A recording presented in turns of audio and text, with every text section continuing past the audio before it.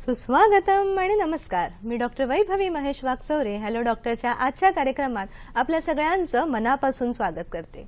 प्रेक्षक हो, असं म्हटलं जातं की आपल्या आयुष्यात येणारी प्रत्येक व्यक्ती ही अत्यंत महत्त्वाची असते. का माहित आहे का? कारण चांगले व्यक्ती आपल्याला शेवटपर्यंत साथ देतात आणि वाईट व्यक्ती हे आपल्याला चांगले वाईट असे अनेकविध अनुभव देत जातात आणि या अनुभवातूनच आपलं जीवन घडत जातं. अशाच आपल्या आयुष्याच्या वाटेवरती, विशेषतः तरुणपणाच्या वाटेवरती काही वाईट संगतींमुळे म्हणा किंवा शारीरिक मानसिक दडपणांमुळे म्हणा, आपण काही व्यसनांच्या अधीन जातो आणि मग या व्यसनांतून बाहेर निघणं तर सोडाच, परंतु आपलं संपूर्ण जीवनच आपण त्यापाठी व्यर्थ करून टाकतो. साध्या अगदी धूम्रपानासारख्या व्यसनातून आपण मुखाच्या किंवा तोंडाच्या कॅन्सरला सुद्धा बळी पडतो. तर आज अशाच एका जीवघेण्या आणि घातक विषयावरती आपण पूर्णतः चर्चा करणार आहोत आणि यासाठीच आपण आजचा विषय पाहणार आहोत. तो असा आहे, व्यसने, तोंडाचा कॅन्सर आणि अर्थातच आयुर्वेद, की जेणेकरून कुठलेही दुष्परिणाम विरहित अशी कुठली चिकित्सा आणि जीवनशैली आपल्याला अनुभवता येईल याचं मार्गदर्शन आपण करणार आहोत आणि ते सुद्धा तज्ज्ञांतर्फे. तर आजचे आपले तज्ज्ञ आहेत अर्थातच वैद्य समीर गोविंद जमदाग्नी. नमस्कार सर, हॅलो डॉक्टर मध्ये मनापासून स्वागत. नमस्कार. प्रेक्षक हो, सरांची ओळख आपल्या सगळ्यांनाच आहे, तरी सुद्धा काही विशेष ओळख आज पुन्हा पाहूयात. वैद्य समीर गोविंद जमदाग्नी हे आयुर्वेदाचार्य आणि आयुर्विद्या पारंगत असे आहेत. गेले 30 वर्षांपासून मुंबई आणि पुणे अशा वेगवेगळ्या ठिकाणी, म्हणजे विशेषतः पुण्यामध्ये विशेष ठिकाणी आयुर्वेदीय चिकित्सक म्हणून ते कार्यरत आहेत. श्री विश्ववती आयुर्वेदी रुग्णालय कोल्हापूर येथे प्रमुख चिकित्सक आहेत sir. Nargis Dutt memorial cancer hospital Barshi येथे सुद्धा प्रमुख चिकित्सक म्हणून सर कार्यरत आहेत. आजपर्यंत सरांचा जो अनुभव आहे त्यामध्ये विशेषतः कॅन्सर, वंध्यत्व, हृदयरोग, गतिमंदत्व, मतिमंदत्व, क्रिटिकल इलनेस अशा अनेकविध आजारांवर आयुर्वेदाच्या माध्यमातून यशस्वी चिकित्सा करण्यामध्ये सरांचा खूपच मोठा हातखंडा आहे. तर प्रेक्षक हो, आपला आजचा जो विषय आहे व्यसने, तोंडाचा कॅन्सर आणि आयुर्वेद, या विषयामध्ये आमच्याशी चर्चा मसलत करण्यासाठी तुम्ही सुद्धा उत्सुक आहात. तर पटकन पाहूयात आपले फोन नंबर. 022 हा कोड नंबर आहे आणि फोन नंबर 24908050, तसंच 249880 आणि 50. प्रेक्षक हो, आपला प्रश्न विचारताना तो आजच्या विषयाला अनुसरून आणि स्पष्ट असावा. तसंच आपल्या टीव्ही संचाचा आवाज मात्र बंद ठेवा, जेणेकरून तुमचा प्रश्न थेट आमच्यापर्यंत येईल. तर खरोखरच अशा सुंदर विषयाकडे आपण वळणार आहोत की जी सध्या काळाची गरज आहे. सर, पुन्हा एकदा आमच्या परिवारात तुमचं स्वागत करते आणि सुरुवातीलाच आयुर्वेदाने आपण हा विषय मांडणार आहोत. तर आयुर्वेदामध्ये कॅन्सरचा कसा उल्लेख आहे किंवा आयुर्वेदाचा बघण्याचा दृष्टिकोन काय आहे? बरोबर आहे. कसं आहे, कॅन्सर हा शब्द जरी अलीकडचा असला, खेकडा या अर्थाने तो आहे आणि तो भक्ष्याला धरलं की सोडत नाही, या हिशोबाने कॅन्सर हा शब्द पहिल्यांदा वापरला गेला. परंतु आयुर्वेदातल्या वेगवेगळ्या आजारांच्या ज्या वेगवेगळ्या सान्निपातिक अवस्था किंवा त्रिदोषाच्या अवस्था आहेत, म्हणजे ज्याच्यात वात पित्त कफ हे तिन्ही दोष बिघडून हायदोष शरीरात घालतात, अशा बऱ्याचशा कंडिशन ज्या आहेत त्या ॲनालॉगस आहेत कॅन्सर या आजाराशी संबंधित अशा. त्यामुळे आयुर्वेदाचं निदान हे वेगळं असतं, डॉक्टरांचं वेगळं निदान असतं आणि निदानांची ही वैविध्यता जी आहे ना, ही सिद्धांतानुसार येते. म्हणजे कोणतंही वैद्यकशास्त्र बदललं की त्यांची फंडामेंटल्स जी आहेत ती बदललेली असल्याकारणाने त्यांची ट्रीटमेंट ही वेगळी पडते, विचारसरणी ही वेगळी पडते. त्यामुळे फक्त एकाच शास्त्राचं औषध घ्यायचं असं कॅन्सरच्या रुग्णांनी तरी ॲटलिस्ट करू नये. कारण काय, असाध्य आजार असेल तर मग माणूस धडपडून सगळेच प्रयत्न करत असतो. साध्य विकार असेल तर फार त्याच्याकडे लक्ष नाही, हा मनुष्य स्वभाव आहे. पण भारतीय लोकांना भारताचा आयुर्वेद हा पूर्वापार काळापासून चालत आलेला जो आहे तो काय म्हणतो हे लोकांनी लक्षात घ्यायला पाहिजे. कारण बऱ्याच आमच्या इथं जेव्हा रुग्ण येतात त्यावेळेला पहिल्यांदा 3-4 वर्ष ते आयुर्वेदाची औषधही त्यांनी घेतलेली नसतात, होमिओपॅथीची घेतलेली असतात, आधुनिक शास्त्राची घेतात, नॅचरोपॅथी करतात आणि नंतर मग ते सगळं खरकट काढून आयुर्वेदाचा कोण यायला पाहिजे आणि मग आयुर्वेदाचा हळूहळू येतो असा एक गैरसमज होतो. प्रायः करोती अहोरात्रात कर्मादन्यपी भेषजम, म्हणजे एका अहोरात्रीमध्ये औषधांनी काम करायला सुरुवात करायला पाहिजे असं आपलं आयुर्वेदाचं सूत्र आहे. तर लोकांनी हे लक्षात घ्यायला पाहिजे की आयुर्वेदीय औषधं ही जवळच्या वैद्याकडे जाऊन मोठ्या आजारासाठी तर त्यांनी घ्यायला पाहिजे. जसा निसर्गामध्ये प्रलय आहे तसा आपल्या शरीरामध्ये कॅन्सर आहे. म्हणजे बाहेर जसा वात आहे तसा आपल्या शरीरातला वातदोष आहे, बाहेर चंद्राची शक्ती आहे तशी आपल्या शरीरामध्ये कफाची शक्ती आहे. असा आयुर्वेदात जे पुरुषोम लोकसमिता सिद्धांत सांगितला आहे तो जर लक्षात घेतला गेला तर बाहेरचा प्रलय म्हणजे आपल्या शरीरातला कॅन्सर असं एकंदरीत म्हणता येऊ शकतं. तर हे लक्षात जर घेतलं तर कॅन्सरचं वर्णन हे आयुर्वेदाचं ह्या पद्धतीने आहे. पेशींची अनिर्बंध अनियंत्रित वाढ होणं कोणत्याही सेलचं असं आधुनिक शास्त्र त्याचं स्वरूप धरतं. तर ही विभजनाची प्रक्रिया जी आहे ती आपल्या शरीरामध्ये गर्भावस्थेमध्ये जेव्हा आपण आईच्या पोटात तयार होतो त्यावेळेला पृथ्वी संहती, घट्टपणा जो आहे तो पृथ्वीमुळे येतो, आप हा क्लेदयती, ओलसरपणा आहे जो आहे तो जल महाभूताने येतो, तेज हा पचती म्हणजे जे पचनाचे सगळे काम आहे ती तेज महाभूत करतं, आणि आकाशम विवर्धयती असं म्हटलेलं आहे, आकाशामुळे आपली वाढ होत असते आकाश महाभूताने, आणि वायू विभजती असं म्हटलेलं आहे. तर त्यामध्ये सेल डिव्हिजनचं काम जे आहे त्याच्यावरती कंट्रोल हे वाताचं असतं. त्यामुळे वाताला जर व्यवस्थित ठेवलं गेलं तर मोठे मोठे आजार उत्पन्न होत नाहीत. कफ आणि पित्त हे पंगू आहेत, त्यांना वायूने जर सहाय्य केलं तरच ते आजार उत्पन्न करतात. असं जर असेल तर ह्या विषयाकडे ह्या पद्धतीने बघायला पाहिजे. आयुर्वेदाचं कॅन्सरचं निदान हे वेगळं असू शकतं. लोकांना समजण्यासाठी आयुर्वेदाचं महत्त्व आत्ता आपण कॅन्सर हा शब्द वापरलेला आहे. सर, तुम्ही खूपच उत्तम सांगितलं की आयुर्वेदाच्या दृष्टीने कॅन्सरकडे किंवा कर्करोगाकडे बरोबर. पाहण्याचा हा जो दृष्टिकोन आहे तो बऱ्याचदा लक्षात सुद्धा घेतला जात हो, नाही. हो, पण बरोबर. तुमच्या मार्गदर्शनामुळे प्रेक्षक हो आपल्या लक्षात येत आहे की वायूला जर आपण कंट्रोल केलं तर कदाचित इतर शरीरामध्ये जे काही विभाजनाची कार्य होतात यांना आपण कंट्रोल करू शकतो. याच अनुषंगाने सर पुढे हा कॅन्सर होण्याची काय वेगवेगळी कारणं असू शकतात? खूप मोठ्या प्रमाणावरची कारणं असतात. आता व्यसनाच्या संबंधाने आपण हे बघणार आहे, पण ॲस्बेस्टॉस सारखा पदार्थ आहे, डांबरासारखा पदार्थ आहे, पेस्टिसाइड्स आहेत, इन्सेक्टिसाइड्स वेगवेगळी आहेत, रासायनिक खतं आहेत. तर ह्या सगळ्यांचा परिणाम जो आहे ना, किंवा हायब्रिड धान्य आहे, ज्या दोन वाण कधीही एकत्र येत नाहीत असं शास्त्रज्ञ लोक आणतात आणि यील्ड चांगलं पडावं म्हणून ते लावलं जातं, आणि ते जे बियाणं आहे ते जर पुन्हा पेरलं तर कुठेतरी खुरटं झाड छोटंसं येतं आणि ते मरून जातं. असं जर होत असेल तर ते जे शरीरात बी आपण घेणार आहे त्यांनी आपल्या शरीरातल्या शुक्र धातूवरती परिणाम होतो, विभजनावरती परिणाम येतो, आणि आपल्या शरीरामध्ये सुद्धा विघटनाची प्रक्रिया सुरू होते. हे कुठेतरी लक्षात घ्यायला पाहिजे. आपण शेतीच्या वेळेला शेतीचा विचार करतो, पण मनुष्य देहामध्ये मनुष्याच्या शरीरावर त्याचा काय परिणाम होणार आहे हे बघायला पाहिजे. ह्याला होलिस्टिक अप्रोच किंवा सम्यक विचारसरणी असं म्हणतात. तर आपल्या आयुर्वेद शास्त्रामध्ये हे नेहमी असं असतं की आयुष्याशी संबंधित प्रत्येक गोष्टीचा यच्चयावत विचार जो आहे तो याच्यामध्ये केलेला असतो.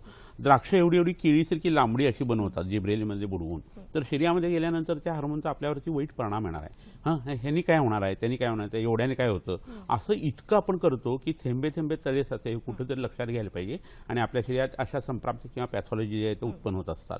त्यामुळे तुम्ही हे अशा पद्धतीचं सेंद्रिय अन्न जे आहे ते खायला पाहिजे. इतर ज्या पद्धतीच्या गोष्टी आहेत ना त्या नको पाहिजेत.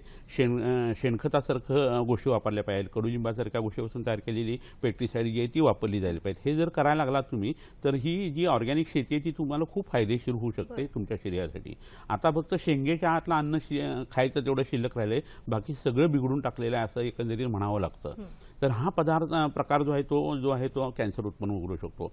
शरीरामध्ये मधुमेह आहे, रक्तदाब खूप वाढलेला आहे, रक्तपित्त म्हणजे नाकातोंडातून रक्त येतं, पित्ताचं खाणं खूप होतंय, मांसाहार खूप होतो, दारू पिली जाते, दुपारच्या वेळी जेवल्यानंतर झोपलं जातं, रात्री जागरण केलं जातं. ह्या सगळ्या ज्या गोष्टी आहेत ना त्या कॅन्सर उत्पन्न करत असतात. शरीरातलं रक्त आणि मांस बिघडलं की अर्बुद किंवा कॅन्सरची उत्पत्ती होते. तोंडाचा हायजीन जर व्यवस्थित नसेल तर त्याचा परिणाम म्हणून ती लाळ बिघडते. लाळ बिघडल्यानंतर पोटामध्ये त्याचा परिणाम जो आहे तो कॅन्सरच्या हिशोबाने येऊ शकतो. तिखटा मिठाचं खात असताना तर हा विचार खूप येतो. जेवत असताना म्हणजे संपूर्ण दिवसात 1.5 लिटर डाळ आपण लाळ जी आहे ती आपण सॉलो करत असतो. जेवताना तर ती साधारण मिनिटाला 40 ml एवढी सिक्रेट होत असते. असं असेल तर ते लाळ बिघडवणारी व्यसनं जर तुम्ही तोंडामध्ये तंबाखू, गुटखा, खैनी खात असाल तर ती लाळ इतकी विषारी होते की त्याच्यामध्ये तांदूळ भिजून जर ते कोंबडीला खायला घातलं सकाळच्या वेळेला तर त्या कोंबड्या तडफडून मरतात. अशा पद्धतीची लाळ जर तुम्ही खात असाल, पोटात जात असेल तर पोटाचाही कॅन्सर आणि तोंडाचा कॅन्सर हे नक्की ठरलेलं असतं. तर ह्या व्यसनापासून कृपा करून लांब राहायला पाहिजे. ते कसं राहायचं हेही आपण बघणार आहे. तर ही जी कारणं आहेत ह्याच्या व्यतिरिक्त पुन्हा शरीरामध्ये अनुवंशिकतेचा भाग जो आहे तो सुद्धा बऱ्याच वेळा याच्यामध्ये आढळत असतो. पनीरची सारखे पदार्थ, आंबवलेले पदार्थ, शिळे पदार्थ, टीन फूड हे ह्याच्यासाठी खूप मोठा परिणाम करत असतं. आपण वेगवेगळ्या पद्धतीचे धूर इनहेल करत असतो, सिगारेटचा धूर, तर 2 मिनिटात तो ब्रेनकडं आणि 9 सेकंदामध्ये तो आपल्या लिव्हरकडे जात असतो आणि रक्ताला बिघडत असतो. तेवढ्यापुरती तल्लफ आली म्हणून तुम्ही ह्या गोष्टी करता. चहाचं व्यसन 9 वेळा चहा पिणारे लोक असतात, कप भरून कॉफी घेणारे लोक असतात. तर टॅनिन, निकोटीनचं पचन जे आहे ते जर व्यवस्थित झालं नाही तर कार्बोहायड्रेटचं डायजेशन व्यवस्थित होत नाही, रक्त जे आहे ते विदग्ध होतं आणि ते मांसाला बिघडवायला लागतं. यकृतावरती अंडी लोड येतं. काही औषधं अशी असतात की त्याचा परिणाम सुद्धा कॅन्सरची उत्पत्ती आपल्या शरीरामध्ये उत्पन्न होत असते. तर मुखाच्या कॅन्सरच्या वेळेला तुम्हाला तंबाखूसारखं व्यसन, विडी सिगारेटसारखं व्यसन, दारूचं व्यसन आणि त्याच्यानंतर चहा कॉफीची व्यसन ही माईल वाटतात तुम्हाला, किंवा पाहुणचाराचा भाग म्हणून आपण चहाकडे बघतो. पण एखाद्या माणसाने चहा दिला नाही तर बरं झालं आम्ही व्यसनाचं सुटलो अशी भावना यायला पाहिजे. चहाचं पाणी विचारलं नाही असा मनात विचार नाही यायला पाहिजे. प्रेक्षक सरांनी जसं सांगितलेलं आहे की एवढी वेगवेगळी कारणं असू शकतात की जिथे आपल्याला कॅन्सर उद्भवू शकतो आणि बरंचदा याच्यातली बरीच कारणं आपण अवॉइड सुद्धा करू शकतो पण आपण लक्ष देत नाही. पुन्हा विषयाकडे जाणारच आहोत पण तत्पूर्वी आपल्याला एक फोन आहे संतोष यांचा अहमदनगर येथून. नमस्कार मॅडम, असं विचारायचं सरांना जमादार डॉक्टरांना विचार की आता तंबाखू आणि बिडीचं जे व्यसन लागलेलं आहे काहींना, तर त्याच्यातून बाहेर पडण्यासाठी काय, म्हणजे कॅन्सर तर होणं तो पुढचा भाग आहे, परंतु ज्यांना लागलेला आहे त्यांना बाहेर पडण्यासाठी काय मार्ग आहे? बरोबर. संतोष, कॅन्सर आणि या व्यसनांमधनं बाहेर येण्याचा काय मार्ग आहे? खूप चांगला प्रश्न विचारला. कसा आहे, कोणताही आजार हा सायकोसोमॅटिक असतो. व्यसन सुटत नाही आणि व्यसन म्हणजे पहिल्यांदा ते सिगारेट ओढत असतात आणि नंतर सिगारेट त्यांना ओढायला लागते किंवा तंबाखू त्यांना खायला लागते आजारपणाच्या हिशोबाने असं होत असतं. तर ह्या गोष्टीमध्ये मनाचा संबंध खूप जवळच असतो. तर शीर्षासनासारखं आसन आहे, मत्स्यासनासारखं आसन आहे, हलासनासारखं आसन आहे, ओंकार आहे, अनुलोम विलोम प्राणायाम आणि कपालभाती आहे. हे जर करायला लागलं तर ऑक्सिजन रक्तातला छान पद्धतीने वाढायला लागतो आणि आपल्या मेंदूतल्या ज्या घटना आहेत त्याच्यावरती खूप चांगला परिणाम येतो, पिनियल बॉडी आणि एस्पेशली पिट्युटरी ग्लँडवरती. आणि मग जी तल्लफ त्यातनं येत असते ती भागवली जाते आपोआप ह्या गोष्टींच्यामुळं. तर मनाचा निग्रह झाल्यानंतर ह्या गोष्टींची शहानिशा तुम्ही करून तुम्ही त्या वापरायला पाहिजे, पहिला भाग. दुसरं, सात्विक गोष्टी जेवढ्या तुमच्या खाण्यापिण्यात येतील तेवढे विचार चांगले येणार आहेत. संगत तुमची चांगली असेल तर तुमचे विचार चांगले येणार आहेत. तर तंबाखू, विडी, सिगारेट खाणारे मित्रमंडळी असतील तर त्यांना नमस्कार करायचा आणि त्यांना भेटणंही बंद करायचं. हे तुम्ही वाटेल की हे असं कसं काही शक्य आहे, पण हे केल्याशिवाय तुम्ही बाहेर पडू शकत नाही. तुम्हाला इतर गोष्टींची जर मदत घ्यायची असेल तर हे तुम्हाला करायलाच पाहिजे. तिसरा भाग जो आहे तो अन्नाच्या संबंधातला, तूप, साखर, पोळी, त्याच्यानंतर मुगाच्या डाळीचं वरण, तुरी डाळीचं वरण, एखादी फळभाजी, असं सात्विक अन्न खाल्लं ना तर मनामध्ये विचार जे आहेत ते सुद्धा चांगले यायला लागतात. सात्विक अन्न आहे. राजस किंवा तामस, दारू, सिगारेट वगैरे असं सगळ्याच गोष्टी तुमच्या चालू असतील किंवा मांसाहार खूप मोठ्यावरती प्रमाणावरती तुम्ही करत असाल तर राजस आणि तामस वृत्ती तुमची वाढते आणि ह्या गोष्टीला तुम्ही लवकर बळी पडू शकता. असं लक्षात घ्या की आपलं मन हे आपल्या शरीरामध्ये आहे, शरीरात मानलेलं आहे आयुर्वेदाने. आणि भांडं तापवल्यानंतर जसं आतलं पाणी तापतं तसं अन्न जे आहे ते तुम्ही जे खाता त्यातनं तुमचं मन तयार होत असतं. शरीर उपतप्त झालं की तुमचं मनही उपतप्त होतं. त्यामुळे शरीर बदललं तर तुमचं मन बदलणार आहे, अशी छांदोग्य श्रुतीमध्ये एक गोष्ट सांगितलेली आहे. कारण अन्न बदललं की विचार बदलतात असं नक्की होतं. हा प्रयोग करून बघण्यासारखा आहे. आणि मग सगळ्यात महत्त्वाचा मग वैद्याचा संबंध त्याच्यामध्ये येतो. तर मूत्रसंग्रहणीय गण म्हणून नावाचा एक गण, आयुर्वेदातली 10 औषधं सांगितलेली आहेत. त्याची विडी तयार करून जर ती ओढली गेली ना तर ही तंबाखूच्या विडीची जी सवय ती सुटते. आणि सगळ्यात महत्त्वाचं म्हणजे ती विडी घ्यायला तुम्हाला सारखं पुन्हा आमच्याकडे यायला लागत नाही, आमच्या विडीची तुम्हाला सवय लागत नाही. तसंच तंबाखू चघळत असताना तुम्ही तंबाखू काही प्रमाणात कमी करायची आणि त्यात ते मूत्रसंग्रहणीय गणाचं औषध घालायचं आणि त्याचा बार जर तुम्ही लावत गेला तर हळूहळू ती तंबाखूतली जी प्रक्रिया आहे व्यसन लावण्याची ती कमी व्हायला लागते आणि ते चूर्ण फक्त तुम्ही घेऊन सुद्धा तुमची किक जी आहे ती भागू शकते आणि व्यसनातून तुम्ही पूर्ण मुक्त होऊ शकता. ह्याच्याबरोबर जर तुम्ही काही विशिष्ट पद्धतीचे तिक्त क्षीर बस्ती म्हणून जे आहे ते जर केले तर तुमच्या मनावरती कंट्रोल करणारा जो वात दोष आहे तो खूप चांगल्या पद्धतीने काम करतो. म्हणजे जे प्राणायामाने काम होतं तेच बस्ती चिकित्सेने होतं आणि तुम्ही ह्याच्यातनं पूर्णतः बाहेर पडू शकता. ह्याच्यावरती विश्वास ठेवा. हे प्रयोग झालेले आहेत आणि पूर्वापार काळापासून आपण हे करतोय. पण लोकांना आयुर्वेदाची कल्पना नसते. फक्त मुळव्यात किंवा कावीळ घालवणारं शास्त्र असा ठपका त्याच्यावरती जो बसलाय ना तो तुम्ही काढायला पाहिजे. तर आयुर्वेद तुम्हाला या व्यसनातून नक्की बाहेर काढू शकतो. प्रेक्षक हो, लक्षात घ्या म्हणजे काही विशेष औषधीय चिकित्सा, आपल्या खाण्यापिण्यातले बदल आणि सगळ्यात महत्त्वाचा मनाचा निग्रह या गोष्टी आहेत की ज्या कॅन्सरपासनं किंवा या आपल्या व्यसनांपासनं आपल्याला मुक्ती देण्यासाठी मदत करू शकतात. प्रेक्षक हो, अजूनही काही कॅन्सरबद्दल विशेष माहिती आम्ही देणारच आहोत सोबत एका विशेष टिपसह. परंतु आता वेळ आहे एका विश्रांतीची. लगेचच भेटूया हॅलो डॉक्टरमध्ये.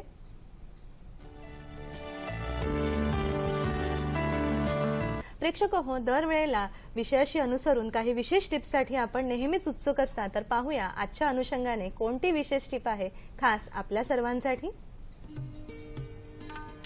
भांगेचे व्यसन सुटण्यासाठी पेरूच्या पानांचा रस किंवा चिंच पाण्यामध्ये कोळून ते पाणी प्यावे. 4थ्या महिन्यापर्यंत गर्भपात होण्याची खोड असल्यास सातूचं पीठ, काळे तीळ आणि खडीसाखर समप्रमाणात घेऊन मधासोबत जेवणाच्या सुरुवातीला घ्यावे. भुकेनुसार याची मात्रा कमी जास्त करता येते. आहे की नाही खरोखरच खूप उपयुक्त टिप आपल्या सगळ्यांसाठी. आता आपण वळूया की कॅन्सरची या लक्षणं सर काय असतात मुखाच्या कॅन्सर. बरोबर. कसं होतं, तंबाखूसारखं व्यसन किंवा गुटखा वगैरे ह्याच्यामध्ये सूक्ष्म प्रमाणात पाऱ्याचा अंश असतो. सुपारी, कात वगैरे, चुना या सगळ्या गोष्टीचं ते मिश्रण जे असतं ते ज्या ठिकाणी ठेवलं जातं त्या ठिकाणी कॉन्स्टंट इरिटेशन होत राहतं. तिथं तिथल्या त्वचेला धक्का लागून नंतर हळूहळू तिथं चट्टात उत्पन्न होत असतो. हे होत असताना बऱ्याच वेळा ती लाळ जी आहे ती बदलल्या कारणानं काय व्हायला लागतं की आतलं अस्तर तोंडाचं जे आहे बकल कॅव्हिटीमधलं त्याच्यावरती त्याचा परिणाम होऊन पांढरटपणा तिथे यायला लागतं. सबम्युकोझल फायब्रोसिस असं म्हणतात ना तसं. काही नाकात टाकायचे ड्रॉप्स सर्दी असताना लोक नेहमी टाकत असतात, त्याचा परिणाम ही नाकामध्ये आणि तोंडामध्ये असाच येऊ शकतो. त्यातनं सुद्धा मॅलिग्नन्सी उत्पन्न होऊ शकते. तर हे होत असताना पांढरा चट्टा येणं, हास्य जे असतं त्या माणसाचं ते रामायण सिरियलमधल्या त्या रामासारखं असं 1.5 इंची हास्य असतं, इतकं छोटंसं, तोंड उघडता येत नाही, घास तोंडामध्ये घेता येत नाही, अशी अवस्था त्यांची होते. तोंडाला बऱ्याच वेळा त्यांच्या दुर्गंध यायला लागतो, दातांचे आणि हिरड्यांचे प्रॉब्लेम त्यांना सुरू व्हायला लागतात. हे सगळं होत असताना जर गुटख्याचं प्रमाण दिवसातून 20-20 पुड्या खाणारे लोक असतील ना तर त्यांची भूक मंदावायला लागते, त्यांच्या चेहऱ्याचा रंग बदलायला लागतो, वजन कमी व्हायला लागतं. त्याच्याबरोबर अरुची म्हणजे तोंडातल्या अन्नाची चवच त्यांना समजत नाही असं व्हायला लागतं, कारण तिथल्या सलायरी ग्लँडवरती त्याचा परिणाम होत असतो. आणि अशी लक्षणं दिसायला लागली की त्यात जर जखम झाली तर युजली त्यामध्ये मॅलिग्नन्सी असते. तर असं असताना मग लोक काय करतात, ॲब्रप्टली एकदम व्यसन थांबवतात. हे खूप घातक असतं. कोणतीही चांगली गोष्ट आणि वाईट गोष्ट ही करत असताना हळूहळू ती जर करत गेली ना तर उपयोग देतात. दिवाळीला आपण पहाटे उठायचं असं ठरवतो, आदल्या दिवशी रात्रीपर्यंत जागलेलं असतं, सकाळी उठता येत नाही. आणि जर तुम्ही उठला तर फराळ झाला की लगेच 1ला दुपारी झोपलं की 5लाच उठतात लोक. तर संकल्प करत असताना सुद्धा हे लक्षात ठेवायला पाहिजे की पादेना पथ्यम अभ्यस्तम पादेना यातेजे. वाईट गोष्ट सोडत असताना हळूहळू सोडायची, चांगली हळूहळू धरायची. दारू सोडत असताना तुम्ही दूध जर हळूहळू प्यायला लागलात आणि दारू कमी कमी करत जायला लागलात तर अप्रकंप्य असे त्याचे गुण येतात. म्हणजे मग तुमच्या मनाची जे धारिष्ट आहे तेही टिकून राहतं, शरीराचंही टिकून राहतं आणि त्या व्यसनातून तुम्ही पूर्ण मुक्त होता. एकदम मधून सोडून देणाऱ्या या गोष्टीचा त्रास जो आहे ना तो तुमच्या शरीरावरती येत असतो आणि म्हणून तोंडातल्या जखमा ज्या आहेत त्या वाढायला लागतात. तर तुम्ही जवळच्या वैद्याचा सल्ला घ्या आणि हळूहळू ते व्यसन सोडायचा प्रयत्न करायला लागला तर तुम्ही त्यातनं मुक्त होऊ शकता. तर ही काही लक्षणं जी आहेत ना ती आपल्याला व्यवहारामध्ये दिसतात. म्हणजे स्थानिक आणि सार्वदेहिक अशा अशी दोन्ही लक्षणं प्रकारची बघायला लक्षणं आपल्याला दिसू अगदी बरोबर शकतात आहे. याच्यामध्ये. तर कदाचित याच अनुषंगाने आपल्याला एका डॉक्टरांचा फोन आहे. डॉक्टर दीपाली बोलतायत आपल्याशी ठाणे येथून. नमस्कार. नमस्कार. माझ्या साहेबांना 2 प्रश्न आहेत. पैकी एक आहे, आपण जे व्यसन म्हणजे कुठली वाईट सवय त्याच्यापासून कॅन्सर होईल म्हणून आपण त्याचा जपायचं असं नाही. बाकी ज्या अशा काही घाणेरड्या सवयी असतात की त्याचा काहीतरी त्रास मनुष्याच्या स्वभावावर समाजावर होतो तर त्याच्यापासूनही आपण जपायला पाहिजे. तर म्हणजे बाहेरचं सतत खाण्याची सवय असते किंवा आता जर बघितलं ना तरुण मुलं नाही, मोठी म्हणजे 40-50ची सुद्धा माणसं, विशेषतः पुरुष बघितले ना इतक्या सरसकट शिव्या तोंडात असतात. त्यांच्या प्रेमात सुद्धा ते एकमेकांची मित्रांशी बोलताना शिव्या घालत असतात. तर ते काय म्हणजे कंट्रोल कसं करायचं. आणि दुसरं एक थोडंसं विचारायचं होतं की माझी बहीण आपल्याकडे ट्रीटमेंट घेत आहे, तर तिला कधीतरी जर सांगितलं ना पथ्य मोड म्हणून म्हणजे तिला त्याचं व्यसनच लागलंय, ते अजिबात कबूल होत नाही. म्हणजे चांगली गोष्ट आहे पण मी त्याला व्यसन म्हणते. तर तुझा प्रकाश टाका. हां बरं, ठीक आहे डॉक्टर दीपाली सर, खूपच मस्त प्रश्न विचारलेत. आधी दुसऱ्या प्रश्नाचं उत्तर देतो की रुग्ण कसा असावा हे सांगत असताना असं सांगितलेलं आहे की आढ्योरोगी भिषगोष्ठ्या ज्ञापको सत्वानपी असं म्हटलेलं आहे. आणि जर असं असेल तर पेशंट जो आहे तो भिषगवश्य असायला पाहिजे, म्हणजे वैद्याचं वैद्याने जे सांगितलेलं आहे ते ऐकणार असायला पाहिजे असं आहे. आणि असं जर असेल तर तुमची बहीण खूप चांगल्या पद्धतीने करते. असं का करायचं, तर अन्नातून आपलं शरीर तयार होणार आहे स्वभाव परमवादानी. त्यामुळे चांगलं अन्न खायला लागल्यानंतर आता शरीरातला आजार कमी होण्यासाठी ते खूप उपयोगी पडणार आहे. आणि आस्ते आस्ते तो शरीरातले जे घटक आहेत ते चांगल्या अन्नातून तयार झाले की आजार निघायला सुद्धा त्याची मदत होते. म्हणजे शरीर एका बाजूला तयार करायचं आणि दुसऱ्या बाजूला आजार जाण्यासाठी औषध असं जर ठेवलं तर मग त्यातनं पूर्णतः मुक्त आपण होत असतो. आणि आपण आधी खात असतो नंतरही खाणार असतो. फक्त वैद्याकडे गेल्यानंतर ट्रीटमेंट सुरू आहे तेवढ्या वेळ पुरतं तरी आपल्या मनावरती कंट्रोल नसायला पाहिजे. तर असं जर केलं तर डॉक्टरांच्या दवाखाने ओस पडतील, एवढं अन्नाचं महत्व आहे. अन्न या शब्दालाच असं म्हणतात की जे आपण खातो आणि जे आपल्याला आजाराच्या रूपात खातं त्याला अन्न म्हटलं जातं. आता दुसरा प्रश्न जो आहे तो पुरुषांच्या बाबतीतला शिव्या वगैरे जे असतात ते मित्रांच्या बाबतीत हे चालतं. तर ती शिवी जी आहे ती म्हणजे त्या मित्राचं विशेषण वगैरेच असतं आणि त्याला त्याचं काय वाटत नसतं, तोही अशा शिव्या देत असतो. पण हे बरोबर नाही आहे. आटू वेगू विंदाणू अशा प्रतारणा शंका अशा पद्धतीचे जे दोष जे आहेत ना ते माऊलीने आपल्या ज्ञानेश्वरीमध्ये सांगितलेले आहेत की कसं बोलायला पाहिजे ते. तर उपहासाने बोलणं, अहंकाराने बोलणं किंवा एखाद्याचा मर्मावरती घात बसेल अशा पद्धतीने बोलणं, शिव्या तोंडामध्ये देणं, अशा सगळ्या पद्धतीचे जो प्रकार आहे तो वाणीचे दोष म्हणून सांगितलेले आहेत. आणि ते जर टाळायचे झाले ना तर ते संस्कृती आपली जी आहे ती लहानपणापासून संस्कार जे आहेत त्याच्यामध्ये ते व्हायला पाहिजे. घरी व्यवस्थित बोललं जातं, मित्रमंडळी आले की त्यांचं हे बोललं जे जातं तर त्यांच्यात स्नेहाचा तो परिणाम असतो. पण तो इतरांनी जर चुकून ऐकला तर त्यांना वाटतं की किती ह्या शिव्या, असं होऊ शकतं त्यामध्ये. पण हा प्रत्येकाचा स्वभाव आहे आणि सात्विक अन्न जर पोटात गेलं तर हे बदलू शकतं. अष्टांग योग जो सांगितलेला आहे त्यातल्या यम नियम वगैरे अशा गोष्टी आहेत. त्यामध्ये सत्याचा जो बोलण्याचा भाग सांगितला आहे, सत्यम ब्रियात प्रियम ब्रियात मा ब्रियात तू सत्यम प्रियम, हे जर एखाद्याने अंगी करायचं ठरवलं तर हळूहळू त्याच्यामध्ये बदल होऊ शकतात. आणि कोणत्याही दिलेल्या एका मुद्द्याच्या वरती आणि त्या वेळेला माणूस जर बदलायचं त्यांनी ठरवलं तर 7 ते 10 वर्षामध्ये त्याच्यात पूर्णतः बदल होतो. योगाच्या भाषेत 12 वर्षे लागतात, ते एक तप लागतं बदलायला. तर इच्छा असेल तरच ही गोष्ट होऊ शकते. You can take horse to the water, you can make it dream, असं म्हणतात. अर्थातच. म्हणजे ओव्हरऑल सात्विक जीवनशैली आणि बरोबर. अष्टांग योगाचे जे सुरुवातीचे 2 भाग सांगितलेले आहेत ते सुद्धा महत्वाचे आहेत आणि म्हणूनच कदाचित योगासनं आणि या आध्यात्मिक पूर्ण शास्त्राचा अशा बरोबर, पद्धतीच्या ह्याच्यामध्ये खूप उपयोग होतो. बरोबर. प्रेक्षक हो, आपल्या सर्वांनाच माहिती आहे की वैद्य समीर जमदाग्नी म्हटलं की वनस्पतीशास्त्राचा खूप असा अभ्यास. तर आज आपण पाहूयात की सरांच्या खजान्यातून काय विशेष वनस्पती आलेल्या आहेत आपल्या आजच्या विषयाच्या अनुषंगाने, की ज्या कॅन्सरवरती, मुखाच्या कॅन्सरवरती विशेषतः मात करण्यासाठी आपल्या सगळ्यांना कामाला येऊ शकतील. पाहूयात. तर इथं काही वनस्पती आपण आणल्या त्या आता बघायला सुरुवात करूया. ही पहिली जी वनस्पती आहे ही गुळवेल नावाची वनस्पती आहे. मी बऱ्याच वेळा ही दाखवलेली आहे. तर आता असं आहे की ही वनस्पती जी आहे ती औषध म्हणून तर उपयोगी आहेत, पण ओली गुळवेल वापरावे असा आदेश आहे दरवेळेला. तर ह्या वनस्पतीच्या पानांचं चूर्ण जे आहे ना ते पोटामध्ये घेतल्यावर जेवढा गुण येतो त्याच्या कित्येक पटीने जास्ती मोठ्या प्रमाणावरती या वनस्पतीच्या पानांची भाजी करता येते. तर ही पानं चिरून घेऊन त्याच्यामध्ये जर मुगाची ओली डाळ जर भिजवून घातली आणि धनेजिरी तुपाची फोडणी जर दिली, मिऱ्याचं किंवा आल्याचं तिखट वापरलं तर ह्याची भाजी चविष्ट तर लागतेच, परंतु आजार नष्ट करण्यासाठी याचा खूप मोठा भाग जो आहे ना तो आपल्याला वापरता येतो.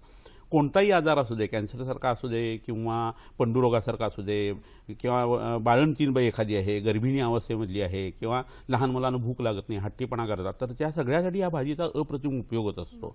या भाजीचं किंवा या वनस्पतीचं मूळ जे आहे ना ते उगाळून घेतलं तर कॅन्सरमध्ये जी भूक कमी होते त्याच्यासाठीचा अप्रतिम फायदा होतो. याचा अमृतारिष्ट नावाचं औषध जे आहे ते सुद्धा अतिशय उत्कृष्ट पद्धतीने ह्या लोकांना आपल्याला वापरता येतं. ह्याच्यानंतर ही समोरची 3 पानाची वनस्पती तुम्हाला जी दिसतेय ही पळस नावाची वनस्पती, तुम्हाला सगळ्यांना माहीत असलेली वनस्पती आहे. असं म्हणतात की ब्रह्मदेवाने पहिल्यांदा जी वनस्पती तयार केली ती म्हणजे ही पळस आहे. तर ही रसायन अशी वनस्पती आहे आणि वृक्ष सुद्धा सांगितलेली आहे, पलास्टो दीपनो वृक्षा असं म्हटलेलं आहे. तर या वनस्पतींचा डिंक जो आहे ना तो सुद्धा अतिशय उत्कृष्ट उपयोगी पडणार आहे अशी ही गोष्ट आहे. या पळसाच्या पानांचा रस जो आहे तो पोटामध्ये जर घेतला गेला तर आपल्या मुखामध्ये उत्पन्न झालेला जो कॅन्सर असतो तो ज्यावेळेला मेटास्टेसिस त्याचा होऊन गाठी उत्पन्न व्हायला लागतात त्यासाठी अप्रतिम ह्याचा फायदा होतो. पळसाच्या फुलांचं चूर्ण जे आहे ते जर पोटात घेतलं किंवा फुलं खाल्ली गेली तर प्रोस्टेटच्या कॅन्सरसाठी सुद्धा ही वनस्पती खूप उपयोगी पडते आणि लघवीला साफ होण्यासाठी त्याचा खूप मोठा फायदा झालेला दिसून येतो. नंतर ही जी वनस्पती आहे ही बऱ्याच वेळा मी दाखवलेली आहे, शतावरी नावाची वनस्पती आहे. त्याचं मूळही तुम्हाला खाली दिसेल पहा. आणि ही जी मुळं आहे तिला शीताचौरी किंवा शतमुली असं म्हटलं जातं, कारण भरपूर मुळं असतात याची. पावसाळ्यामध्ये ही वेल वाढली की खूप मोठ्या प्रमाणावरची मुळ्या जी आहेत ते आपल्याला उपलब्ध होऊ शकतात. तर स्तन्याशयाचा कॅन्सर जो आहे त्याच्यासाठी आपण ही वनस्पती वापरतो. पण ओव्हरऑल कोणताही कॅन्सर असताना एक औषधाचा कल्प आपण वापरतो. त्याच्यामध्ये हे शतावरी आहे, अश्वगंधा आहे, डिंकासारखे काही पदार्थ आहेत, नंतर केशर आहे, चंदन आहे, यांचं मिश्रण करून अन्नाच्या स्वरूपात त्या रुग्णाला द्यायचं आणि त्याचं अन्नच बंद करायचं.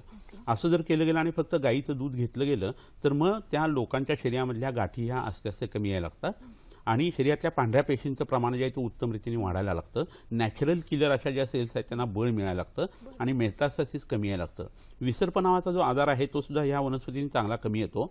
आणि विसर्पाचे 2 प्रकार जे आहेत त्यातल्या अभ्यंतर म्हणजे आतला विसर्प, याच्या काही प्रकारामध्ये ग्रंथी विसर्प असा एक ग्रंथामध्ये उल्लेख आहे आयुर्वेदामध्ये, तो म्हणजे मेटास्टासिस ऑफ मॅलिग्नन्सी सारखा भाग असतो आणि त्याच्यासाठी हे औषध अप्रतिम उपयोगी पडतं असं लक्षात आलेलं आहे. ही जी वनस्पती ही सगळ्यांना माहीत असलेली निर्गुंडी आहे. बेल ज्यावेळेला मिळत नाही शंकराला व्हायला त्यावेळेला ही सिंधुवार किंवा निर्गुडी वापरली जाते. तर कॅन्सरच्या वेदना कमी करण्यासाठी, एस्पेशली मुखाचा कॅन्सर जे उत्पन्न होतो आणि त्या जखमा ज्यावेळेला होतात त्या सोन्याच्या सळीने अग्निकर्म करणं आणि या निर्गुडीच्या कलकाने म्हणजे ठेचा जो आहे तो गरम करायचा, फडक्यामध्ये बांधून पाण्यामध्ये गरम पाण्यात बुडवायचा आणि त्यांनी जर शेक केला गेला तर तिथलं इन्फ्लेमेशन आणि सूज झपाट्याने कमी यायला लागते. दुर्गंध जो आहे तो लगेच कमी यायला लागतो. नंतर तृणकांतमणी पिष्टी म्हणून आहे किंवा कहरवा पिष्टी जी आहे ती तयार ती जर टाकली गेली तर त्या कॅन्सरच्या जखमा उत्तम पद्धतीने भरून यायला लागतात. सुश्रुत संहितेमध्ये आपला जो सर्जन पहिला आहे जगाचा त्यांनी सांगितलेल्या व्रणितोपासनी अध्याय म्हणून एक अध्याय आहे. तर व्रणाची चिकित्सा कशी करायची आणि कसं वागायचं हे त्या ग्रंथातल्या त्या अध्यायानुसार जरी त्यांनी लोकांनी सुरुवात केलं वागायला, तरी सुद्धा त्यांच्या जखमा कॅन्सरच्या झपाट्याने बऱ्या व्हायला लागतात. तर हे सगळं जे शास्त्र आहे ना, ते आपलं भारतीय शास्त्र आहे. जवळच्या वैद्याकडे जाऊन तुम्ही याचा वापर करा आणि लवकरात लवकर व्याधीमुक्त व्हा. प्रेक्षक हो, लक्षात घ्या, खूपच या अशा वनस्पती आहेत आणि इतके सूक्ष्म त्यांचे उपयोग आपण करू शकतो. आपल्याला अजून एक फोन आहे सर, चंद्रपूर येथून. नमस्कार. हॅलो, बोला. हा मॅम, माझा एक प्रश्न होता हा. की मी आधी गुटखे खायचा आणि आता यानंतर गुटखे बंद झाले. आणि त्याच्यानंतर पण माझं तोंड नाही का एकच बोट म्हणजे तोंडात जाते, पूर्णपणे उघडत नाही. बरं, तर त्याच्यावर काही आहे का उपचार? बरोबर, ठीक काय सांगा सर. चालेल. मगाशी आपण ह्या प्रश्नाचं उत्तर दिलं, तोंड उघडण्यासाठी काय काय करायला लागतं ते. पण एक गोष्ट लक्षात घ्या, संकोच किंवा व्यास हे लक्षण जे आहे ना, ते वाटाच्या वृद्धीमध्ये किंवा प्रकोपामध्ये सांगितलं आहे. स्रंस व्यास वेधस्वाप सादृक्तोदभेदनम संगांगभंग संकोच. संकोच म्हणजे हा तुमच्या मसलला जो आलेला स्पॅझम आहे आणि तसं जे राहिलेलं आहे ना, ती ही गोष्ट आहे. तुम्ही असं लक्षात घ्या की लाकडाची काठी जाड ओंडका जरी घेतला एका हातात धरता येईल असा, आणि त्याला जर रोज तेल लावलं आणि शेकलं गेलं तर ते वाकून त्याचा गोल तयार करता येतो लाकडाचा. तुमचं तर हे जिवंत शरीर आहे, तर तिथला संकोच घालवण्यासाठी तुम्हाला का उपयोग होणार नाही. तर तेल लावणं हा जो भाग आहे ना, तो गंडूज धारण म्हणजे तोंडामध्ये गुळण्या करायची औषधं, नाकात टाकायची औषधं, कानामध्ये घालायची काही तेलं, ह्याच्याबरोबरचा शेक, आणि तिथं आत जे फायब्रस टिश्यू तयार झालेलं आहे ते आयुर्वेदानुसार काय आहे, रक्त पचलं किंवा मांस पचलं किंवा मेद पचला की कंडरा किंवा शिरा तयार होतात. रसा संयम ततो रक्तम असृया कंडरा शिरा असं सूत्रच आहे. तर तयार झालेली जी आतली व्रणवस्तू किंवा फायब्रस टिश्यू किंवा सबम्युकोजल फायब्रोसिस आहे की ज्याच्यामुळे तुमचं तोंड उघडत नाहीये, ती रचना एकदा समजली की त्याची ट्रीटमेंट सोपी आहे. तर अशा वेळेला मग तुम्हाला विरेचन म्हणजे जुलाबाचं औषध देणं आणि निरूह बस्ती जर केले तर तुमचं तोंड हळूहळू उघडायला लागतं. ह्याच्यावर पथ्य पाळायची तुम्हाला गरज आहे आणि त्यावर हे उपचार केले तर हळूहळू जे तोंड आहे ते तुमचं उघडायला लागेल आणि चांगला कवठा एवढा मोठा घास सुद्धा तुम्हाला घेता येईल. ह्याच्या निरंतर मागं लागायला लागतं. ह्याच्यामध्ये ओढाताण करून चालत नाही, कारण त्याच्यामध्ये जर ओढाताण करून क्रॅक जर गेला आतल्या त्वचेला तर त्यामध्ये मॅलिग्नन्सी उत्पन्न होण्याची शक्यता असते. तर काही विशिष्ट पद्धतीचे प्रियंगवादी गण म्हणून आहे, अंबष्ठादी गण म्हणून आहे, त्याचे गंडूज धारण म्हणजे तोंडामध्ये गुळणे जर केले गेले तर ह्यातनं लवकर तुम्ही व्याधीमुक्त होऊ शकता. तर जवळच्या वैद्याचा तुम्ही सल्ला घ्या. तुमच्या गावामध्ये सुद्धा आयुर्वेदिक वैद्य खूप चांगले मोठे आहेत, त्यांचा सल्ला नक्की घ्या. निश्चितच आपण जवळच्या वैद्याचं मार्गदर्शन किंवा सरांचं सुद्धा वैयक्तिक मार्गदर्शन आपण घेऊ शकतो. आणि अर्थातच काही विशेष टिप आपल्या सगळ्यांसाठी. परंतु आता वेळ आहे एका विश्रांतीची. लगेचच भेटूया हॅलो डॉक्टर मध्ये.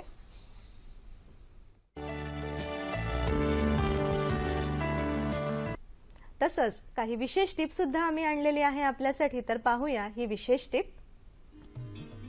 चेहऱ्यावरील मुरुमे, पुटकुळ्या, तारुण्य पिटिका कमी होण्यासाठी जायफळ दुधात उगाळून चेहऱ्याला लावावे. लाल जास्वंदाची 5 फुले रोज रात्रीच्या जेवणानंतर 1.5 तासाने खाल्ल्यास गॉल ब्लॅडर स्टोन अर्थातच पित्ताशमरी कमी होण्यास मदत होते. हा प्रयोग सतत 21 दिवस करावा. प्रेक्षक पुन्हा येऊया आपल्या आजच्या विषयाकडे. सर, चिकित्सेच्या दृष्टीने आयुर्वेदात कसा दृष्टिकोन ठेवता याच्या बाबतीत आणि काय चिकित्सा ऑप्शन्स आपल्याला पाहता येईल? बरोबर. कसं होतं, व्यसन सोडणं हा पहिला महत्त्वाचा भाग असतो आणि तो कसा सोडायचा हेही तुम्हाला मी आता सांगितलं. आणि त्यासाठी मूत्रसंग्रहणीय गण जो आहे आयुर्वेदात चरक संहितेमध्ये जो सांगितलेला आहे तो खूप उत्तम पद्धतीने वापरता येतो आणि तो वापरायला पाहिजे. दारू सोडण्यासाठी सुद्धा घोड्याचा घाम जो आहे तो वापरता येतो. आपलं सुवर्णसूचिका नावाची जी गोष्ट आहे किंवा औषध आहे ते कांदा पाट्यामध्ये भाजून त्याच्या रसावरती घेता येतं. लिंबू जो असतो तो पोखरून त्याच्यामध्ये सडलेला जो नारळ असतो तो भरून तो टांगून ठेवून वाळला की त्याच्यात पावडर पोटात घेतली की दारू पिण्याचं व्यसन जे आहे त्याची इच्छा कमी व्हायला लागते. ह्याच्यानंतर गोरखचिंच नावाची एक वनस्पती आहे, त्याच्या पानांचा रस पोटात घेतला तरी दारूची इच्छा कमी होते. आणि हे असे प्रकार आहेत की त्याचा निर्धोकपणे तुम्ही वापर करू शकत असता.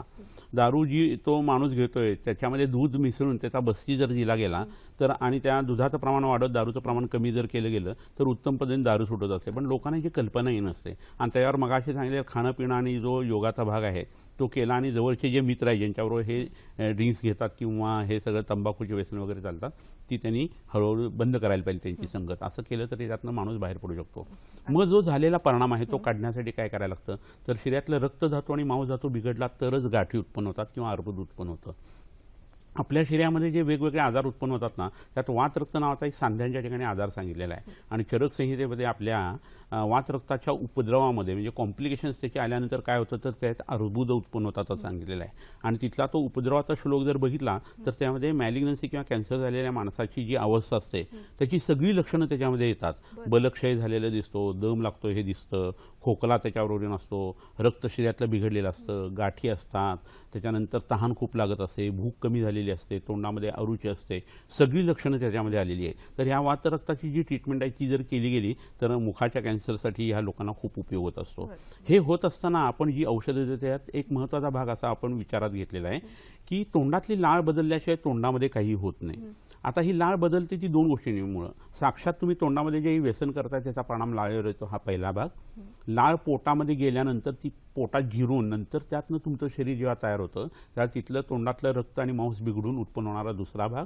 आणि तिसरा म्हणजे लाळ जी तयार होती नंतर ह्या व्यसनानंतर 2-3 वर्षांनी ती विषारी तयार व्हायला लागते आणि हा तिसरा भाग जास्ती धोकादायक असतो आणि त्यावेळी कॅन्सरची उत्पत्ती होते. तर मग आम्ही विचार करताना ह्याची औषधं शोधायची कशी. डायरेक्ट तर कॅन्सर हा शब्द आयुर्वेदात नसतो. तर त्यावेळेला असं लक्षात आलं की काय बाल गृहर्ध्वांग शल्य दंशा जरावशान अशा 8 पद्धतीचा आयुर्वेद जो आहे किंवा अष्टांग आयुर्वेद सांगितलेला आहे आणि त्यात अगधतंत्र नावाचा एक भाग वेगळा सांगितला आहे, टॉक्सिकॉलॉजी असं आपण त्याला म्हणू शकतो. तर त्यात नाग आणि साप चावलेल्याच्या विषाची लक्षणंही दिलेत आणि त्याची ट्रीटमेंटही दिलेली आहे आणि ह्याच्यात काही गैर नाही की हे शास्त्र वैद्यकशास्त्र म्हणतात त्याने हे द्यायलाही पाहिजे. पण नागाची लाळ म्हणजे त्याचं विष आहे हे जर लक्षात घेतलं तर नागाच्या लाळेमध्ये उत्पन्न झालेली जी वेगवेगळी प्रोटीनची कॉम्बिनेशन आहे त्यामुळे ते विषारी इतकं होतं की एका थेंबाने 150 माणसं मरू शकतात एवढं त्याच्यामध्ये पोटेन्शियल असतं किंग कोब्राच्या नागामध्ये. तर मग आम्ही विचार असा केला की नागाच्या विषासाठीची जी औषधं वापरलेली आहेत ती आपण ह्या माणसाच्या लाळेसाठी वापरायची आणि तसं प्रयोग केल्यानंतर तोंडातल्या कॅन्सरच्या जखमा या झपाट्याने बऱ्या व्हायला लागल्या आणि मेटास्टेसिस थांबलं गेलं. बरोबर, म्हणजे एवढी सूक्ष्मतम चिकित्सा आपण याच्यामध्ये करू शकतो. अजून एक फोन आहे प्रेक्षक आपल्याकडे. एक दर्शक बोलत आहेत नागपूर येथून. माझ्या जीवाला फोड आलेला आहे आणि व्यसन ते बरेच जीवाला व्यसनं फोड काय आलेलं करता? आहे. काय म्हटलं? व्यसनं काय आहेत का? नाही, व्यसन वगैरे काहीच नाही सर, गुटखावर काहीच नाही. बरं, वय किती आहे? 48 वर्ष आहे. बरं बरं, ठीक आहे, काय हरकत नाही. जिभेला फोड आलेला आहे. काय कसं आहे, जिभेला फोड आला की लगेच माणसाला भीती वाटते. तोंड नेहमी येणाऱ्या लोकांना सुद्धा ही भीती वाटत असते. तर व्यसन नसलेल्या लोकांना युजली शरीरातले इतर धातू जे असतात ते खराब होत नाहीत. त्यामुळे लो व्हिटॅलिटी टिश्यू तोंडांमध्ये फारशी तयार होत नाही, ज्याला आम्ही स्थान वैगुण्य म्हणतो वैद्य लोक. तर त्यामुळे त्यांनी चिंता करायची काही कारण नाही आहे. तरीसुद्धा जवळच्या वैद्याकडे जाऊन त्याची तपासणी करून घ्यावी.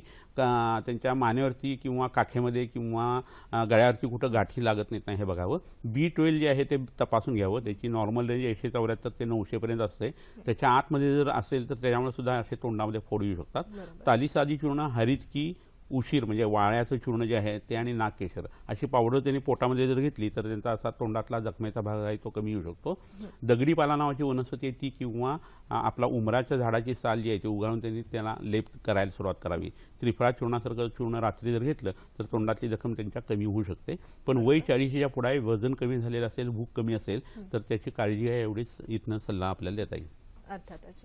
प्रेक्षक आता वनस्पतींकडून थोडंसं पंचकर्माबद्दल सर जाणून घेऊया. कुठल्या पद्धतीचं पंचकर्म आपण यामध्ये करू शकतो? आता मगाशी आपण जर बघितलं ना की कॅन्सरच्या कोणत्याही अवस्थेमध्ये जर आपण बघितलं तर मांसाच्या ठिकाणी गाठी उत्पन्न होणं ही प्रक्रिया झालेली असते. तर मांसाची ट्रीटमेंट करत असताना शस्त्र, क्षार, अग्नी आणि औषध असं सांगितलेलं आहे. त्यामुळे आयुर्वेदात सुद्धा कॅन्सर झालेल्या लोकांसाठी पहिल्यांदा ऑपरेशन केलं म्हणून बिघडत नाही. बऱ्याच वेळा काय होतं, तुकडा काढला जातो, फायनली ॲस्पिरेशन किंवा बायोप्सी केली जाते आणि नंतर मध्ये खूप वेळ जातो आणि तो गेला की मग ते स्प्रेड जो आहे कॅन्सरचा, तुम्ही असं लक्षात घ्या, तो 3 पद्धतीने होतो. जवळच्या ॲडजस्टंट ऑर्गनमध्ये तो कॅन्सर पटकन पसरतो किंवा लिम्फॅटिक सिस्टीममधनं लसिका ग्रंथींच्यातनं तो पसरतो किंवा रक्तातनं पसरतो. तर तुम्ही कधी अशी शंका आलेली असताना ऑपरेशन पटकन करून घेतलं म्हणून काही बिघडत नाही. ऑपरेशन केलेलं आहे आणि केमोचा वापर केलेला आहे तर पहिल्या अवस्थेत ज्यावेळेला नवीनच कॅन्सर डिटेक्ट झाले आहे तुम्हाला उपयोगच होणार आहे त्यावेळेला.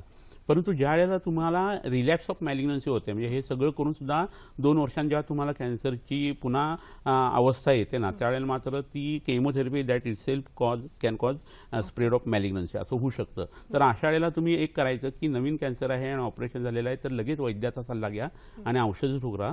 तर 100 पैकी 85 वेळा तुम्हाला रिलॅप्स ऑफ मॅलिग्नन्सी होत नाही. इतपत पोटेन्शियल आयुर्वेदामध्ये आहे, पण लोकांना याची कल्पना नसते म्हणून तुम्हाला हे मुद्दावून सांगितलं.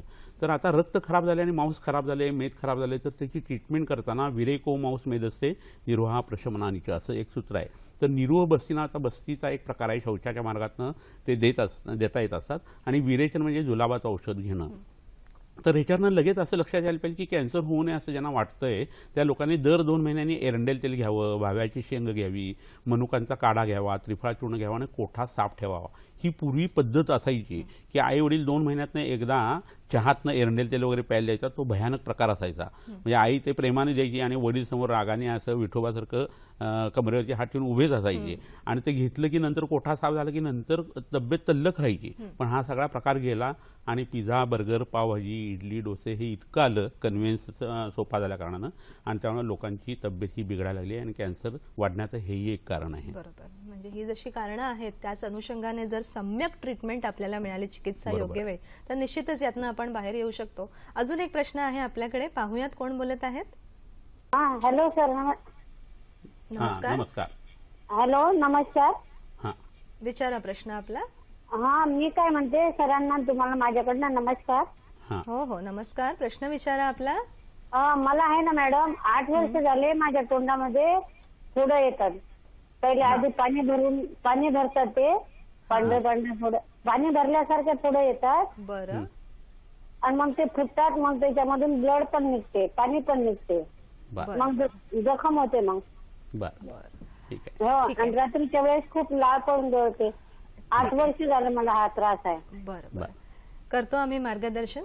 प्रेक्षक हो, या प्रश्नाला आम्ही उत्तर देणारच आहोत. तसंच आपल्या उद्याचा कार्यक्रम कुठला आहे ते सुद्धा आपण पाहणार आहोत. परंतु या छोट्याशा विश्रांतीनंतर लगेचच भेटूया हॅलो डॉक्टर मध्ये.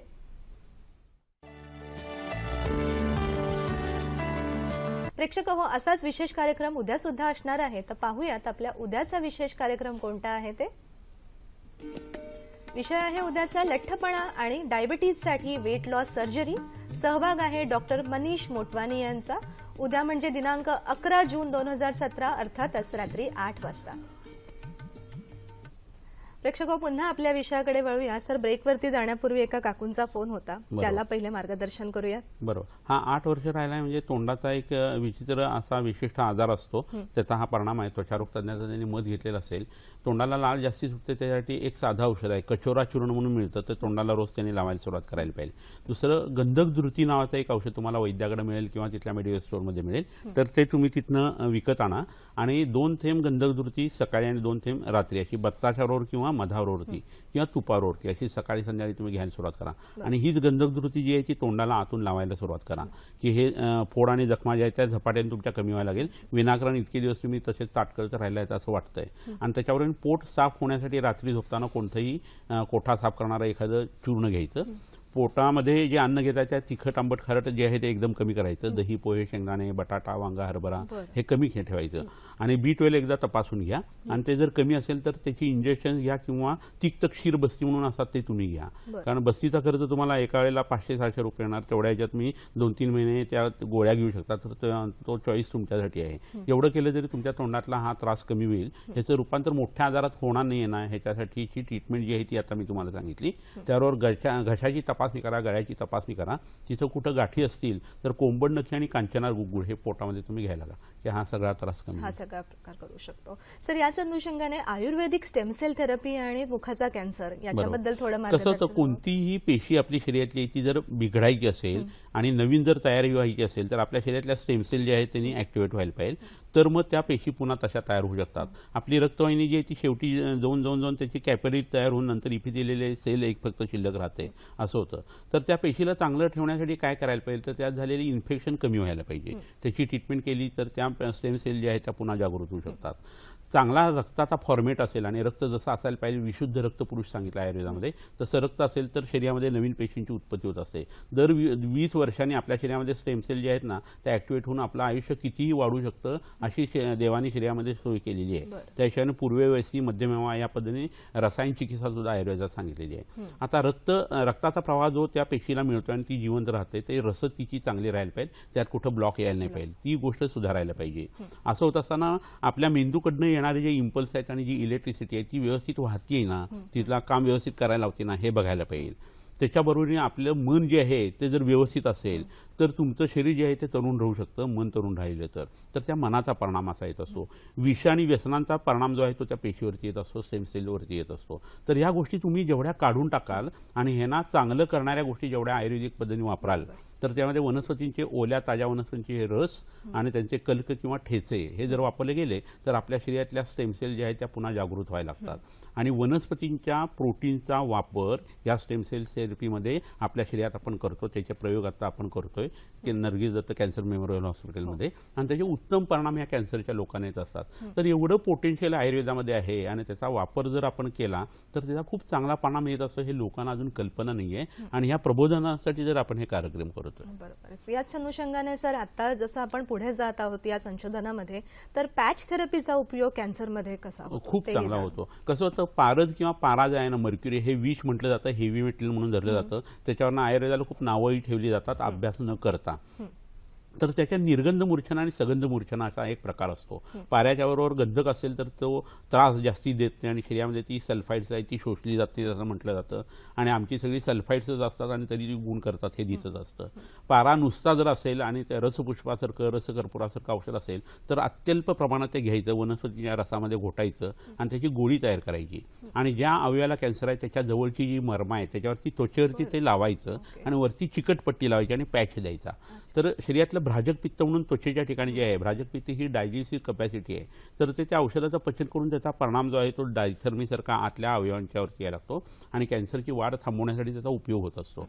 तर पोटातल्या औषधाच्या बरोबरीने आपण हे करू शकत असतो आणि हे केला तर त्याचा परिणाम खूप चांगला आहे. भूक ही लोकांची वाढायला लागते आणि त्याच्यावरून ज्या जखमा आहेत त्या सुद्धा खूप चांगल्या पद्धतीने भरून येतात, कोमेजतात असं लक्षात येतं. तर ही पॅच थेरपीविषयी आता आपले प्रयोग चाललेले आहेत. सर खूपच उत्तम सांगितलं. प्रेक्षकांसाठी थोडासा हा नवीन विषय होता. अजूनही काही विशेष वनस्पती सुद्धा सर नेहमीच आपल्यासाठी आणत असतात.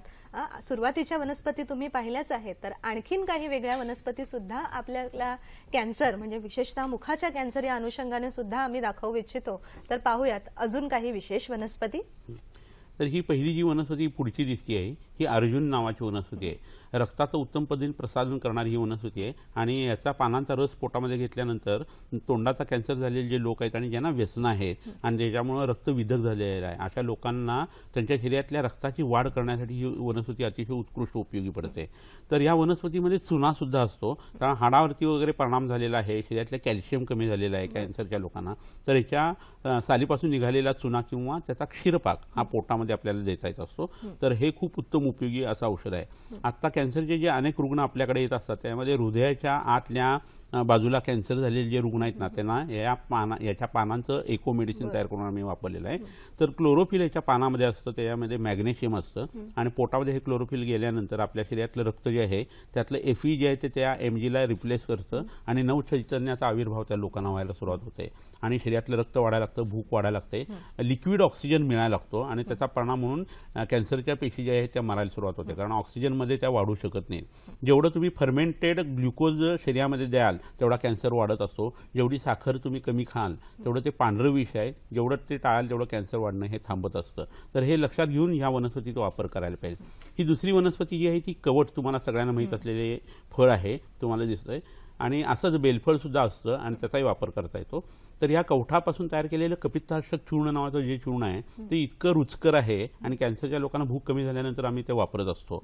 तर ह्या गोष्टीचा वापर जो आहे तो मुखाच्या कॅन्सरच्या लोकांना नक्की करायला लागतो, कारण त्यांच्या तोंडामध्ये चव नसते, बेचवपणा असतं आणि कोणतंही अन्न त्यांना व्यवस्थित घेता येत नाही असं होतं. तर त्यावेळेला या कवठांचं चूर्ण जे आहे त्याच्यापासून तयार केलेलं औषध आपण वापरू शकतो. ह्याच्या पानांचं चूर्ण जर मुखामध्ये धारण केलं तर तोंडातला जो घाण वास येतो या लोकांना मुखाच्या कॅन्सरच्या तो उत्कृष्ट पद्धतीने आपण दूर करू शकतो. ह्याच्याबरोबर ही जी आणखीन एक वनस्पती आहे हा टिकेचा पाला किंवा दगडी पाला असं म्हणतात, त्याला मुरवेण्णा असं सुद्धा म्हणतात. तर या वनस्पतीमध्ये ऑक्सिजनचं प्रमाण खूपच मोठ्या प्रमाणावरती आहे आणि या वनस्पतीचा रस जर पोटामध्ये घेतला तर अल्सरेटिव्ह कोलायटिस, क्रोम्स डिसीज अशा मोठ्या तड्याचे आजारसुद्धा कमी होतात आणि त्याच्याबरोबर तोंडातल्या कॅन्सरच्या जखमाही झपाट्याने भरून येतात. म्हणजे गालाला वगैरे छिद्र पडलेले आणि आतले दात दिसत आहेत, इतक्या घाणेरड्या जखमा सुद्धा ह्याच्या तेलानी सिद्ध तेलाने कमी होतात. फक्त ते तेल सिद्ध करताना 25 वेळेला ह्या वनस्पतीचा रस जो आहे तो तिळाच्या तेलामध्ये टाकून ते कडवणं गरजेचं असतं. तर त्याच्या नुसत्या ठिपक्या लावण्याने सुद्धा त्या लोकांच्यामध्ये फरक लागतात. ह्याच्यावर जर पोटात औषध दिली गेली तर मग हा आजार जितका भयानक वाटतो तेवढा नाही आहे असं लक्षात येतं. ह्याच्याच तेलाचं मर्दन किंवा चेहऱ्याला जर हे लावलं गेलं ना तर तोंड उघडण्याची जी मगाची लोकांची समस्या होती त्यासाठी सुद्धा चांगलं उत्तर मिळतं. ही दुसरी जी वनस्पती आहे ही तुम्हाला सगळ्यांना माहिती असलेले काँग्रेस गवत किंवा गाजर गवत आहे. तर हे ज्या पद्धतीने फोपावतं अशा पद्धतीने शरीरामध्ये मॅलिग्नन्सी पसरत असते. तर ह्याच्या फुलांचं चूर्ण, शिवलिंगी नावाची वनस्पती आहे त्याचं चूर्ण, गुळवेलीच्या सत्वाचं पावडर जी आहे ती घ्यायची आणि त्यावर शतावरी चूर्ण असं एकत्र घेऊन पोटात जर घेतलं गेलं तर कॅन्सरच्या गाठी ज्या आहेत त्या लहान व्हायला सुरुवात होते असा अनुभव आहे. आणि ह्याच्या बरोबरीनं या वनस्पतीच्या काढ्यांचा बस्ती हा शौचाच्या मार्गे वाटेत देता येतो. आणखीन एक वनस्पती आपण बघूया ती अनंतमूळ सारिवा नावाची ही वनस्पती आहे. तर हे रक्तासाठी अतिशय उत्कृष्ट औषध आहे. रक्ताचं प्रसादन होतं, मांस चांगलं होतं आणि रक्त आणि मांस सुधारलं की शरीरातली कॅन्सरची वाढ ही थांबवता येते. तर त्यासाठी ही वनस्पती वापरू शकतो. सर, वेगवेगळ्या वनस्पतींबद्दल तुम्ही उत्तम मार्गदर्शन केलं. मला इथे एक विचारायचं आहे की अधर्माचरण आणि कॅन्सर यांचा कसा संबंध? कसं आहे, आहार, निद्रा आणि ब्रह्मचर्य अशा 3 गोष्टी ज्या आहेत ना त्या आयुर्वेदाने आपले उपस्तंभ किंवा पिलर्स सांगलेले आहे जीवनाचे. त्यातला आहाराचा विचार मी सांगून झाला की सात्विक अन्न खायला पाहिजे, षडरसात्मक अन्न खायला पाहिजे, अन्नाचे नियम पाळले जायला पाहिजे, गरम अन्न खायला पाहिजे वगैरे. आणि जेवढं कच्चं अन्न आहे किंवा नॅचरल अन्न आहे ते पचायला जड असलं तरी माफक प्रमाणात घेतलं तर मनुष्य आजारीच पडणार नाही. शिजवलेला आणि आपण ज्या रेसिपी वापरतो त्यामुळे माणूस आजारी पडतो. झोप जर व्यवस्थित रात्री झाली नाही, रात्री किमान 10 ते सकाळी 6 पर्यंत ही झोप ही व्हायलाच पाहिजे. तर तुमच्या शरीरातलं वेअर टेअर जे आहे ते त्या झोपेमध्ये दुरुस्त केलं जात असतं. ते जर झालं नाही तर शरीरावरती येणारा अंड्यू लोड जे आहे आणि जी संहार शक्ती तुमच्या शरीरात वाढलेली आहे त्याच्यामुळे तुमच्या शरीराच्या जीवनशक्तीवरती परिणाम होऊन कॅन्सरची उत्पत्ती होऊ शकते. पण ब्रह्मचर्य नावाचा जो भाग आहे त्याच्याशी संबंधित अधर्माचरण हे नेहमी असतं. मैथुन कर्म किंवा व्यवहार कसा व्हावा याचे काही नियम आयुर्वेदाने दिलेले आहेत. ग्राम्य धर्म तजन्यारी अनुत्तानाम रजस्वनाम वगैरे असा तो श्लोकच आहे.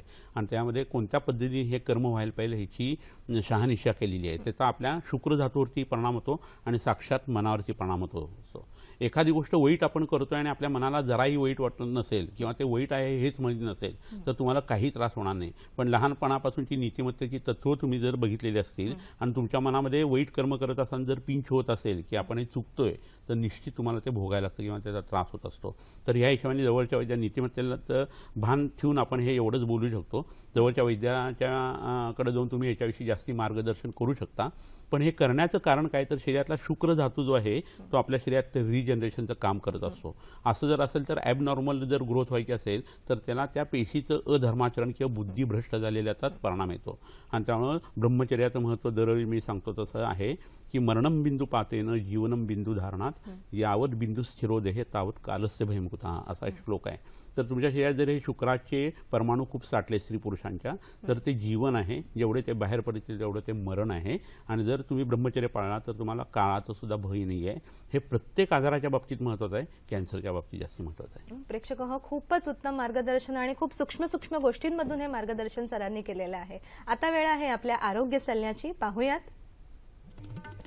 तंबाखूच्या व्यसनाने तोंडात होणाऱ्या कॅन्सरसाठी नाग आणि सापाच्या दंशासाठीची आयुर्वेदीय औषधे अगद उपयोगी पडतात. लाळेच्या रासायनिक संघटनेचा विचार यात असतो.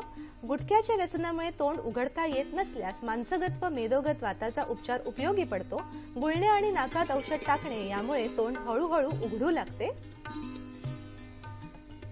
तसंच गुटखा, तंबाखू आणि खैनी यांची व्यसने सुटण्यासाठी मूत्रसंग्रहणीय गणातील औषधांचा अप्रतिम फायदा होतो.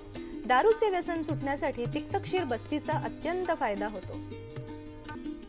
प्रेक्षक हो, काही कारणास्तव आजच्या आपल्या कार्यक्रमाचा काही भाग मिस झाला असेल तर याच कार्यक्रमाचं पुन्हा प्रक्षेपण आपण पाहू शकता. शनिवार दिनांक 17 जून 2017 मध्यरात्री 12:30 वाजता आणि मंगळवारी 20 जून 2017 सकाळी 9 वाजता. अर्थातच आजचाच विषय व्यसने, तोंडाचा कॅन्सर आणि आयुर्वेद. तसंच नवीन डॉक्टरांना आपल्या कार्यक्रमात सहभागी करण्यासाठी तसंच आजच्या कार्यक्रमाचा अभिप्राय आमच्यापर्यंत येण्यासाठी पाहूयात आमचा पत्ता.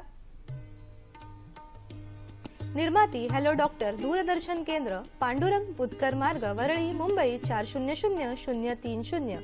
ईमेल ॲड्रेस आहे hellodoctor@ddkmumbai@gmail.com. तसंच फेसबुक आणि युट्यूबच्या लिंकवरून सुद्धा तुम्ही आमच्याशी संपर्क करू शकता. सर, खूपच वेगळ्या विषयावरती आज आपण खूप व्यवस्थित अशी चर्चा केली. तरीही तुमच्याकडनं एक विशेष सल्ला हवाय की दिनचर्येमध्ये आपण जे मुखाचं स्वास्थ्य म्हणतो त्यामध्ये काय महत्वाचे मुद्दे असू कसं आहे, शकतात? दंतधावन नावाचा जो विधी सांगितला त्यात वेगवेगळ्या वनस्पती सांगितल्या आहेत. अर्क, नगरोध, खदीर, करंजक, कुबाधिकम असा एक श्लोकच आहे.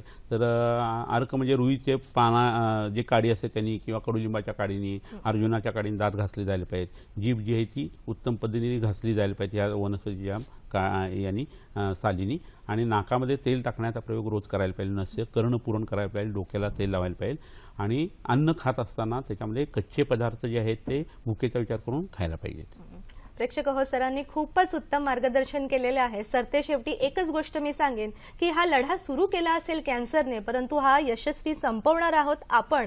कशातून? तर सात्विक जीवनशैली, सात्विक आहाराची पद्धत आणि अर्थातच योग्य अशा आयुर्वेदिक औषधी चिकित्सेने. त्यामुळे एकच लक्षात ठेवा की आता करूया एकच काम आणि सर्व व्यसनांना करूयात राम राम. हा सगळा जो काही संपर्क आपण केलेला आहे या विषयाच्या अनुषंगाने हा खास आपल्यासाठी आहेत. आणि सर्वात प्रथम आपण धन्यवाद करूयात वैद्यांचे की सर तुम्ही आमच्याकडे आलात, उत्तम मार्गदर्शन केलं, त्यासाठी मनापासून आपले आभार. आणि प्रेक्षक हो, तुमच्यासाठी खूप खूप शुभेच्छा. पुन्हा भेट